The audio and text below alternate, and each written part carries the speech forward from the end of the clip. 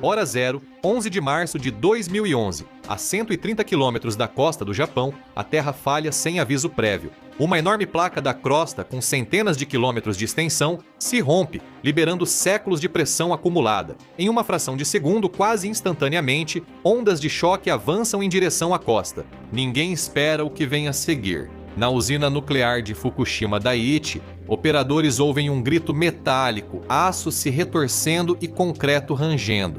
O chão desaba, as paredes balançam e a sala se despedaça. Masao Yoshida, gerente da usina, está no escritório. Ele é lançado ao chão enquanto placas do teto viram pó e arquivos pesados deslizam pela sala. No subsolo da unidade, uns sensores de aceleração disparam. O tremor excede os limites do projeto, entortando o aço e quebrando o concreto. Não é um terremoto comum. 2 minutos depois, o desligamento de emergência, protocolo Scrum, inicia automaticamente nos núcleos dos reatores das unidades 1, 2 e 3. Pistões hidráulicos disparam do fundo do reator, lançando hastes de controle no combustível nuclear. Essas hastes de carboneto de boro são veneno para a fissão nuclear. A reação em cadeia é interrompida instantaneamente, os 4,7 gigawatts de potência caem para zero e as turbinas desaceleram. Só restam alarmes estridentes e poeira baixando. Na sala de controle, o supervisor segura o console, vê luzes verdes no painel e grita: desligamento confirmado. Prédios racharam, estradas deformaram e a rede elétrica colapsou, isolando a usina. Porém, sistemas de segurança funcionam e esses homens respiram aliviados. Eles acabaram de sobreviver ao terremoto mais forte da história registrada do Japão, um monstro massivo de magnitude 9.0 pelo menos. É isso que eles pensam. Atrás dos prédios das turbinas, geradores a diesel de emergência rugem, motores enormes do tamanho de trens feitos para esse momento. A eletricidade mantém as bombas de resfriamento ativas, circulando água sobre as barras de combustível para controlar a temperatura. Isso dura só 20 minutos. Mesmo com a fissão interrompida pelas barras de controle, os conjuntos de combustível continuam ativos, pois os subprodutos do urânio ainda liberam muito calor de decaimento. Apenas minutos após o desligamento, os núcleos estão gerando cerca de 7% de sua potência total. Parece pouco, mas é energia suficiente para derreter aço e ferver toneladas de água em segundos. Tudo isso fica em uma panela de pressão sem saída, e o reator necessita de água constante para remover o calor. Masao Yoshida verifica os monitores, vê os geradores queimando combustível e ouve as bombas funcionando. Ele pensa que o sistema resiste, mas ignora o caos externo. O oceano recua da costa e ameaça destruir a usina. Após 41 minutos, tremores secundários ainda atingem o local. Enquanto os operadores checam o perímetro, um trabalhador olha para a costa e para. O oceano sumiu, restando apenas as rochas escuras e escorregadias do fundo do mar. Os homens mal acreditam no que veem quando uma linha preta surge no horizonte. Uma enorme parede de água avança em sua direção. Ao chegar à plataforma continental rasa, perde velocidade e ganha altura. O paredão da usina de Fukushima tem 6 metros, enquanto a onda atinge 14 metros, 51 minutos. Às 15 horas e 37, o tsunami atinge com um rugido esmagador e ensurdecedor, inundando a usina. O paredão é destruído instantaneamente. A onda gigante, cheia de lama, carros, contêineres e lixo industrial, atinge a usina com milhões de toneladas. Carros são lançados contra prédios, enquanto a água sobe pelos penhascos, invade prédios das turbinas, quebra portas de aço e entra nos poços de captação. Ela desce em cascata pelas escadas, indo direto para os porões, o coração da usina. É aqui que ficam os equipamentos elétricos e os geradores de emergência. Em segundos, as salas dos geradores ficam completamente cheias de água do mar, do chão ao teto. Os motores a diesel engasgam e param, enquanto painéis elétricos entram em curto-circuito e apagam. 12 dos 13 geradores param de imediato. O 13º gerador resfriado a ar fica na unidade 6 no topo de uma colina e é inútil devido à distância. As luzes se apagam e a luta real começa. 55 minutos. Na sala de controle tudo escurece. A ventilação e o zumbido das bombas param. Os painéis, antes piscando, agora estão apagados. Só a luz das placas de saída de emergência e das lanternas dos operadores. Um silêncio assustador domina, só interrompido pela respiração dos homens e o gotejar distante da água. Os operadores olham os mostradores apagados e percebem que perderam a energia. Um supervisor pergunta das baterias de reserva, mas a resposta é ruim. Só restam cerca de 8 horas de energia. Antes disso, quero contar algo assustador. Outro dia, estava com um amigo e, por diversão, pesquisei o nome deles no Google e logo achei endereço antigo, telefone e até um e-mail antigo. Quando li para eles, ficaram surpresos. Como você sabe disso? É possível pesquisar pessoas ou coisas no Google e acessar várias informações privadas, pois sites de corretores de dados coletam dados pessoais. Eles empacotam essas informações e vendem para quem quiser, e geralmente golpistas e spammers querem isso. Esses caras estão literalmente imprimindo dinheiro, e é completamente legal, nos Estados Unidos. Os corretores são legalmente obrigados a remover suas informações se você pedir, mas eles tornam isso super difícil de fazer. Ou você pode fazer o que eu faço, usar o Aura, o patrocinador deste vídeo. O Aura identifica corretores que expõem seus dados e solicita a exclusão por você.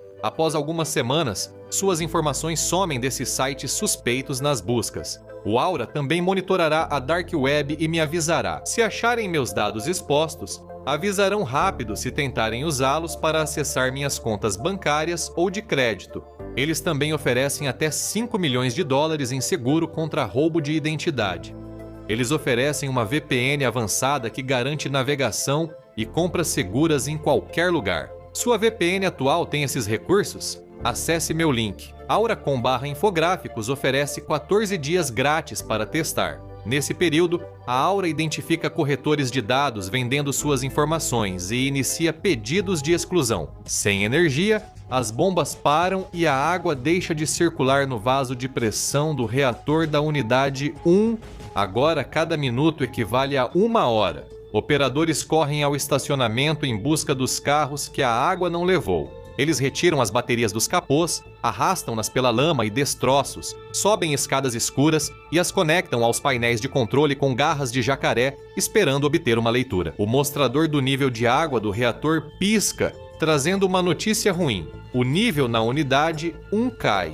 A água ferve e vira vapor. A pressão no vaso dispara. Eles tentam ativar o condensador de isolamento, um sistema de segurança passivo. Funciona como um grande radiador. O vapor sobe, vira água e retorna sem bombas. Eles abrem as válvulas manualmente. O chiado do vapor mostra a queda de pressão. Funciona, mas por pouco tempo. O treinamento deles entra em ação. Eles sabem que não se pode resfriar um reator rápido demais, ou o metal ficará frágil e pode rachar. Os operadores fecham as válvulas para limitar o resfriamento e planejam reabrir depois. Porém, ao tentar reabrir, nada acontece. A corrente permanece contínua, as baterias das válvulas acabaram, elas ficaram fechadas. O condensador parou e a unidade 1 ficou isolada por 2 horas às 16 horas e 46. O calor na unidade 1 passa de 2.000 graus Fahrenheit. A água de resfriamento evapora, o nível baixa e o topo do combustível fica exposto ao vapor superaquecido,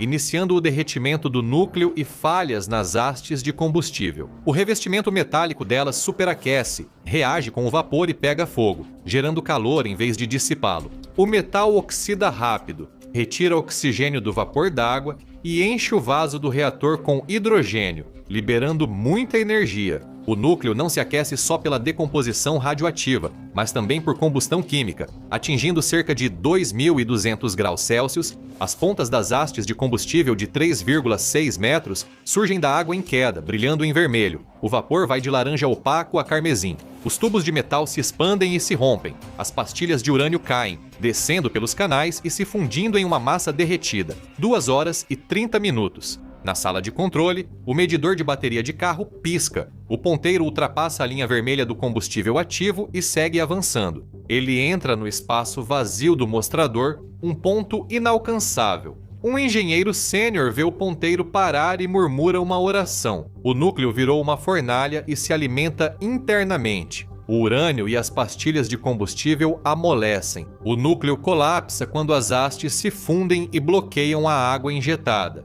Alarmes de radiação disparam na sala de controle. Tubos de combustível romperam e gases radioativos como xenônio e criptônio vazam. 4 horas depois, anoiteceu. A usina está escura, só iluminada pelos feixes das lanternas. Nas unidades 2 e 3, a situação também é desesperadora, embora diferente. Esses reatores não têm condensador de isolamento. Usam uma turbina a vapor do próprio reator para acionar uma bomba. Projeto brilhante que opera sem eletricidade desde que as baterias controlem as válvulas. Na unidade 2, o sistema oscila entre estabilidade e novo derretimento. As baterias estão acabando e os operadores buscam qualquer fonte de energia para manter o controle funcionando. Na unidade 1, a situação é desesperadora. A água está abaixo do topo do combustível ativo, deixando o núcleo quase seco. O combustível está derretendo e virando uma lama líquida chamada cório, uma lava radioativa de urânio e aço. Ela escorre até o fundo do vaso de pressão do reator, formando poças incandescentes que chiavam contra o aço espesso do piso. Masao Yoshida está no centro de resposta a emergências. Um prédio tipo bunker gritando ao telefone para a sede em Tóquio. Ele precisa de caminhões de energia, bombeiros para a água e baterias. Tóquio demora, presa na burocracia. Yoshida desliga o telefone com força.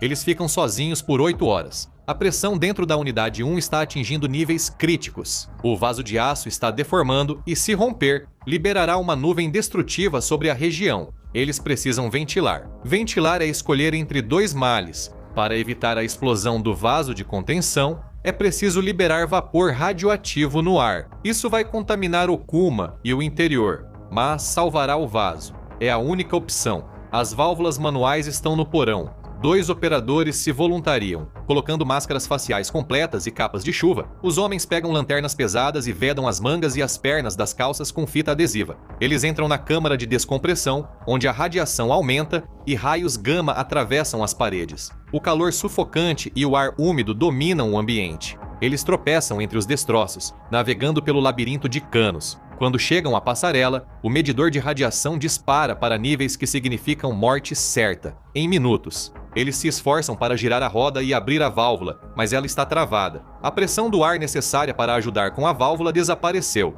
Eles pressionam contra ela, gritando sob as máscaras e suando nos olhos, mas ela não se move. Derrotados, eles voltam cambaleando pela água preta até os joelhos, com cheiro de ferro quente e algas podres. 8H30.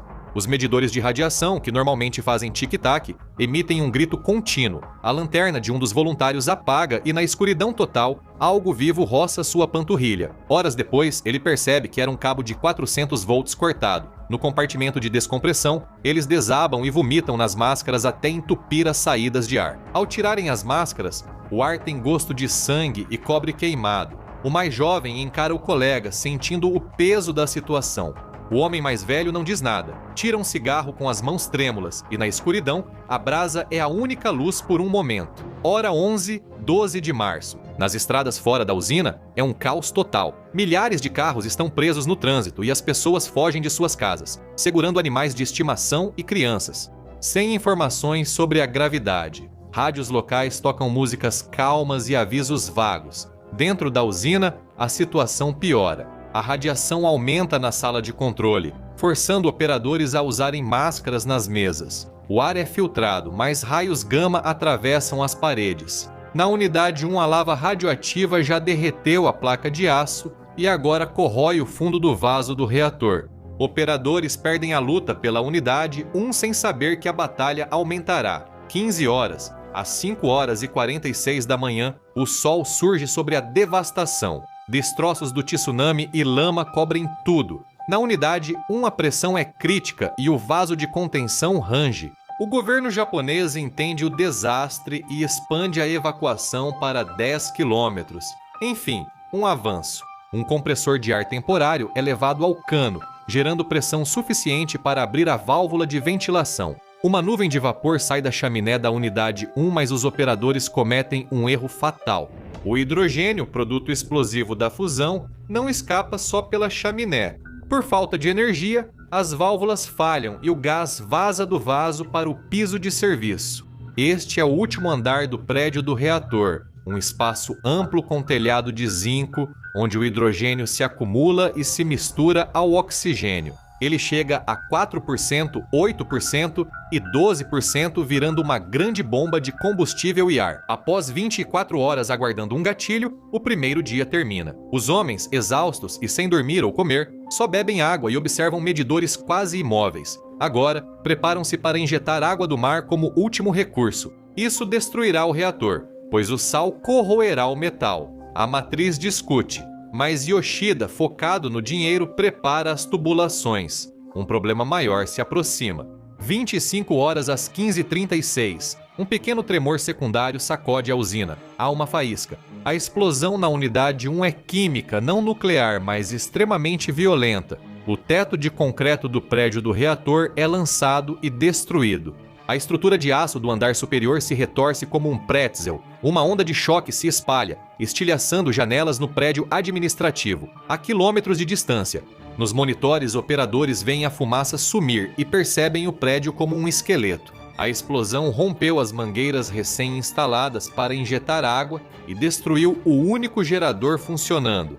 Os níveis de radiação do lado de fora disparam e detritos altamente radioativos se espalham pelo chão. A taxa de dose sobe para níveis que tornam o ambiente externo letal. Os trabalhadores agora estão lutando em um campo minado radioativo. 40 horas, 13 de março. A unidade 1 está destruída. O perigo se espalha quando a unidade 3 se torna a próxima a cair. Esta unidade usa um combustível especial com plutônio, que aumenta o calor e a toxicidade da radiação. O sistema de resfriamento funciona a vapor e usa água do reator. Quando o nível cai, ele se desliga para proteção. Os operadores tentam reiniciar, mas não conseguem. A bomba de vapor também falha. A pressão na unidade 3 começa a subir, seguindo o mesmo caminho da unidade 1, mas desta vez é mais rápido. O combustível começa a derreter e o hidrogênio se acumula. Yoshida sabe o que está por vir e grita para os trabalhadores saírem da área. Os homens correm para se proteger, mas não há como se esconder de uma explosão desse tamanho.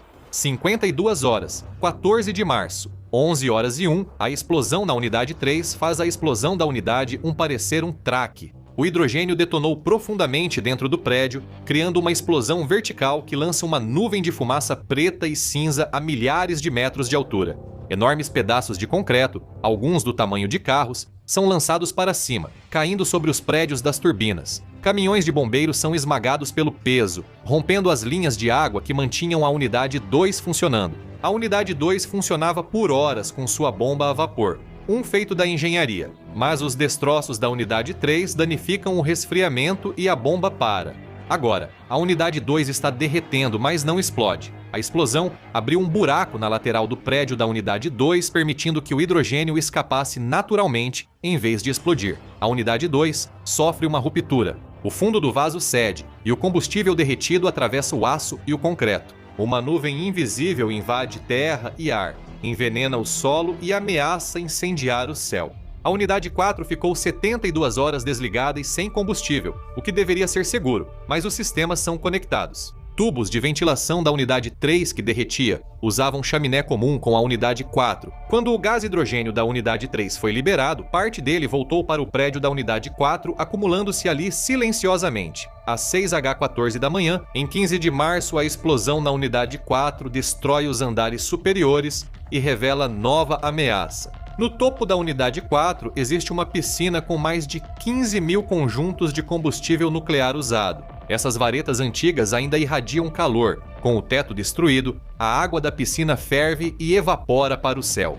Se a piscina secar, as varetas pegarão fogo e liberarão muita fumaça radioativa. Ao sul, em direção a Tóquio, o primeiro-ministro é informado da dura verdade. Se a piscina da unidade 4 pegar fogo, eles terão que evacuar Tóquio. Isso significa mover 30 milhões de pessoas. Missão sem retorno precisavam de voluntários. Restam 96 horas até 16 de março. A radiação é tão alta que impede a aproximação dos trabalhadores. As salas de controle são abandonadas quando as doses aumentam. Yoshida dorme sob sua mesa no bunker, fuma sem parar e aceita que talvez nunca saia dali. Precisam encher a piscina da unidade 4, mas os caminhões de bombeiros não chegam perto por causa da radiação e pedem reforço. Helicópteros militares CH-47 Chinook decolam com grandes baldes presos abaixo, normalmente usados em incêndios florestais. Eles mergulham os baldes no oceano e voam em direção às ruínas fumegantes. Os pilotos entram em uma nuvem de vapor radioativo, com alertas sonoros dos medidores, e tem poucos segundos para alinhar o lançamento. A água do mar cai sobre o esqueleto exposto da Unidade 4. Boa parte é levada pelo vento, e uma parte se transforma em vapor instantaneamente, mas o suficiente atinge a piscina para baixar a temperatura no solo. O esquadrão especializado dos bombeiros de Tóquio, experiente em ataques químicos, chega em caminhões com canhões de água e estaciona o mais próximo possível. Eles erguem os bicos e lançam jatos de água do mar nos destroços, fazendo chover nas piscinas. Disparam às cegas e torcem para que a física funcione. O fogo apagou, mas a água ameaçava se tornar novo inimigo. Dia 7. Cabos de energia são instalados a partir da rede elétrica, grossas serpentes de cobre arrastadas à mão pela lama radioativa. As bombas são reconectadas e a água limpa circula, reduzindo a temperatura dos núcleos de 4.000 para 900 e depois 200 graus. O derretimento cessa quando a lava esfria e vira uma rocha vítrea no fundo dos recipientes. A emergência passou, mas as consequências permaneceram. Fukushima está controlada, mas o dano permanece. Foram criadas zonas de exclusão com cidades fantasmas. A água subterrânea das colinas flui para o mar, atravessa os porões destruídos dos reatores, toca o combustível derretido e fica radioativa. Diariamente, 400 toneladas de água são contaminadas. Um líquido refrigerante é bombeado para o solo, formando uma parede de gelo de 1 milha ao redor dos reatores. É uma solução desesperada, mas funciona. Milhares de tanques de aço são construídos para armazenar a água contaminada. A limpeza levará mais 30 anos. Robôs terão que cortar o combustível derretido grama por grama. Masao Yoshida faleceu de câncer em 2013, 2 anos após o desastre. Ele permaneceu na usina durante a crise e é lembrado como quem salvou o leste do Japão ao desobedecer ordens. Veja locais ainda mais contaminados que Chernobyl e Fukushima ou clique neste vídeo.